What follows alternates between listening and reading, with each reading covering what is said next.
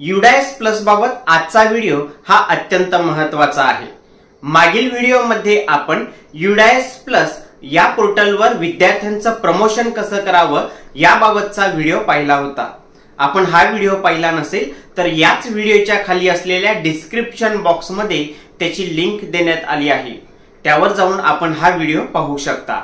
आजच्या व्हिडिओमध्ये आपण आपल्या इयत्तेचं त्या तुकडीचं फायनलाइज कसं करावं आणि त्या प्रत्येक तुकडीचं फायनलाइज झाल्यानंतर पूर्ण शाळेचं फायनलाइज कसं करावं याबाबत प्रत्यक्ष माहिती आजच्या व्हिडिओमधून समजून घेणार आहोत। तत्पूर्वी नमस्कार, मी सचिन पाटील, शाळा पूज्य आचार्य भिसे माध्यमिक व उच्च माध्यमिक विद्यालय कासा, टेक्नो एज्युकेशन या चॅनलवर आपले सहर्ष स्वागत आहे। मागील व्हिडिओमध्ये आपण प्रमोशन करण्यासाठी विद्यार्थी अपडेट कसे करावे हे पाहिलं होतं। मात्र जोपर्यंत आपण प्रत्येक इयत्तेचं फायनलाइज करत नाही, त्यानंतर पूर्ण शाळेचं फायनलाइज करत नाही, तोपर्यंत आपण पुढील कामे ही करू शकत नाही आणि यासाठीच आपल्या शाळेचं फायनलाइज कसं करावं हे आपण आता पुढील प्रमाणे समजून घेऊया। आता गुगलवर UDAS प्लस ही वेबसाईट सर्च करा। UDAS प्लसचा हा डॅशबोर्ड आल्यानंतर या ठिकाणी उजव्या कोपऱ्यात log in for all modules या टॅबवर क्लिक केल्यानंतर स्टुडंट पोर्टलमध्ये स्टुडंट मॉड्यूलमध्ये आपल्याला महाराष्ट्र सिलेक्ट करायचा आणि गो म्हणा। यानंतर आपल्यासमोर स्टुडंटचा हा डॅशबोर्ड या ठिकाणी येईल। या ठिकाणी आपला UDAS पासवर्ड टाकून आणि कॅप्चा टाकून या ठिकाणाहून लॉग इन करून घ्या। लॉग इन केल्यानंतर अकॅडमिक इयर 2024-25 शैक्षणिक वर्ष 2024-25 या टॅबवर आपण क्लिक करूया। यानंतर आलेल्या या पॉपअप विंडोला आपण या ठिकाणाहून क्लोज करूया। बघा, या ठिकाणी बघू शकतो डाव्या साईडला आपल्याला भरपूर ऑप्शन दिसत आहेत। मात्र आपण आजच्या या व्हिडिओमध्ये पाहणार आहोत शाळा आणि आपली ती इयत्ता ही फायनलाइज कशी करावी, कारण फायनलाइज झालं तरच तुमचं प्रमोशनचं काम हे 100% पूर्ण होते। यासाठी प्रोग्रेशन ॲक्टिव्हिटी या टॅबवर मी आता क्लिक करतो।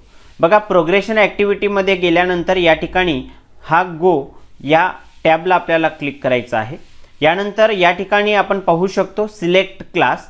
आपल्या ज्या इयत्तेला फायनलाइज करायचं आहे, प्रथमतः शाळा फायनलाइज करण्याच्या आधी या सगळ्या तुकड्या ज्या आहेत या सगळ्या तुकड्यांना अपडेट करून फायनलाइज करणं गरजेचं आहे आणि त्यानंतरच तुमची शाळा ही फायनलाइज होईल। यासाठी एक इयत्ता मी कशा पद्धतीने फायनलाइज करावी हे दाखवणार आहे। मी एक या ठिकाणी इयत्ता ही निवडून घेतो। बघा, यानंतर गो या टॅबवर क्लिक केलं की या ठिकाणी सर्व विद्यार्थी आपल्याला आलेले दिसतील। आता या ठिकाणी आपण जर बघितलं तर या विद्यार्थ्यांच्या नावासमोर सगळ्यात शेवटी स्टेटस जर आपण पाहिलं तर हे डन आलेलं आहे। म्हणजे सगळ्या विद्यार्थ्यांचं स्टेटस हे डन आलं असेल तरच या ठिकाणी सगळ्यात शेवटी हा जो फायनलाइजचा ऑप्शन आहे या फायनलाइजवर आपल्याला क्लिक करायचा आहे। आणखी एक या ठिकाणी महत्त्वाची गोष्ट आपल्याला सांगू इच्छितो। बघा, या ठिकाणी एका पेजवर फक्त 10च मुलं येत आहेत। आपल्याला कंटिन्यू चेक करायचं असेल किंवा माहिती अपडेट करायची असेल तर या ठिकाणी आयटम्स पर पेज या ठिकाणी जर आपण क्लिक केलं तर 10, 25, 100 आपण 100 वर जर क्लिक केलं तर एकाखाली एक सलग मुलं आपल्याला या ठिकाणी याप्रमाणे पाहायला मिळतील। सो अशा पद्धतीने प्रत्येक विद्यार्थ्याला या ठिकाणी अपडेट करून घ्या, जेणेकरून त्याचं या कॉलममध्ये हे जे स्टेटस आहे हे डन दिसलं पाहिजे आणि सगळ्या विद्यार्थ्यांचं एका इयत्तेतल्या सगळ्या विद्यार्थ्यांचं जर झालं असेल तर त्या इयत्तेला आपल्याला आता फायनलाइज करायचं आहे। आता सगळ्यात शेवटी हा जो फायनलाइजचा टॅब आहे मी यावर क्लिक करतो। यानंतर आपण बघू शकतो आपण जे काम केलं आहे त्या इयत्तेमध्ये प्रमोटेड किती मुलं केलेली आहेत तो आकडा आपल्याला या ठिकाणी दिसेल। नॉट पास किती झालेले आहेत तो आकडा या ठिकाणी दिसेल।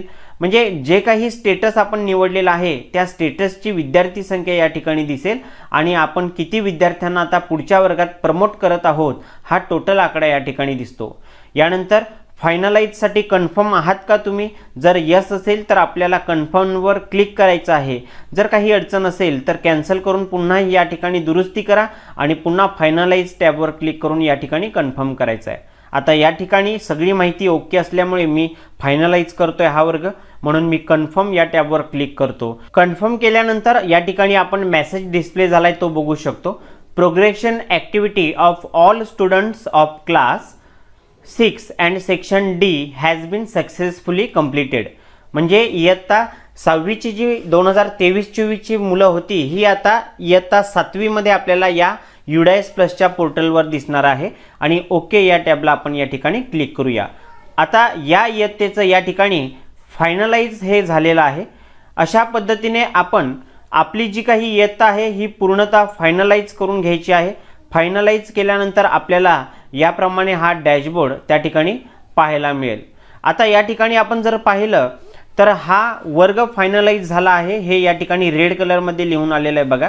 The progression activity for this section has been already completed. अशा पद्धतीने आपला प्रत्येक इयत्तेला फायनलाइज करायचं आहे। आता ही इयत्ता झाली, आता आपल्याला शाळा फायनलाइज करायचं आहे। मग सगळ्या इयत्तांचं फायनलाइज झाल्यानंतर पुन्हा एकदा प्रोग्रेशन ॲक्टिव्हिटी या टॅबवर आपण क्लिक करा। यावर आल्यानंतर या ठिकाणी बघा हा एक डॅशबोर्ड आपल्याला दिसतो। आता शाळेचं फायनलाइज करण्यासाठी तुम्हाला फायनलाइज प्रोग्रेशन नावाचा हा 3 नंबरचा जो हा टॅब आहे या टॅबवर आपल्याला यायचं आहे। या फायनलाइज प्रोग्रेशनला आपण जर क्लिक केलं तर अशा पद्धतीने पुन्हा एक नव्याने डॅशबोर्ड ओपन होईल।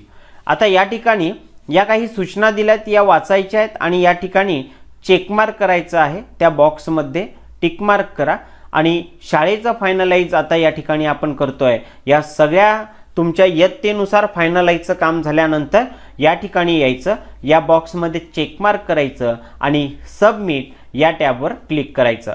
आता सबमिट या टॅबवर जर आपण क्लिक केलं की आपल्या पूर्ण शाळेचं फायनलाइजचं काम या ठिकाणी पूर्ण होते आणि यानंतरच तुम्ही आता विद्यार्थी कोणी नव्याने आला असेल तर इम्पोर्ट करणे, त्यानंतर इतर काही आपले जे काही शाळेची कामकाज आहेत हे आता आपण शैक्षणिक सत्र 2024-25 मधील टप्प्याटप्प्याने व्यवस्थित या ठिकाणाहून करू शकणार आहात। सो अशा पद्धतीने आपण शाळा आणि इयत्ता ही कशा पद्धतीने फायनलाइज करावी याची माहिती आपण या ठिकाणी पाहिलेली आहे। जसजसे आपण पुढची कामं करणार आहोत तसतसं नवनवीन अपडेट मी या ठिकाणी आपल्याला देण्याचा प्रयत्न करणार आहे। आपण या चॅनलला सबस्क्राइब केलं नसेल तर सबस्क्राइब करा, जेणेकरून असेच नवनवीन माहितीच्या व्हिडिओचे नोटिफिकेशन आपणास मोबाईलवर सहज मिळतील। मी आशा करतो की दिलेली माहिती ही आपणास नक्कीच समजली असेल। चला तर भेटूया पुढील एका नवीन व्हिडिओ सोबत। धन्यवाद।